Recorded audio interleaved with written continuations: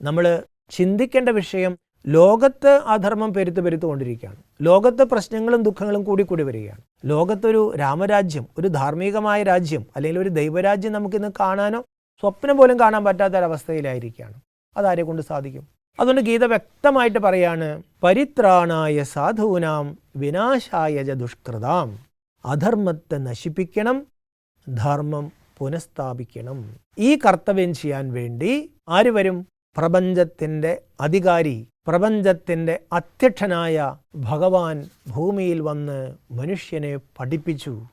അതുകൊണ്ട് ഗീത എല്ലാ വേദങ്ങളുടെയും സാരമാണ്. ഗീത ശരിയായ രീതിയിൽ പഠിക്കുകയാണെങ്കിൽ എല്ലാ വേദങ്ങളും നമുക്ക് മനസ്സിലാകുകയും ജീവിതത്തിൽ ധർമ്മം ആചരിക്കാനും നമുക്ക് സാധിക്കും. പക്ഷെ എന്ത് വേണം? ശ്രദ്ധാവാൻ ലഭതേ ജ്ഞാനം. ശ്രദ്ധ ആവശ്യമുണ്ട്.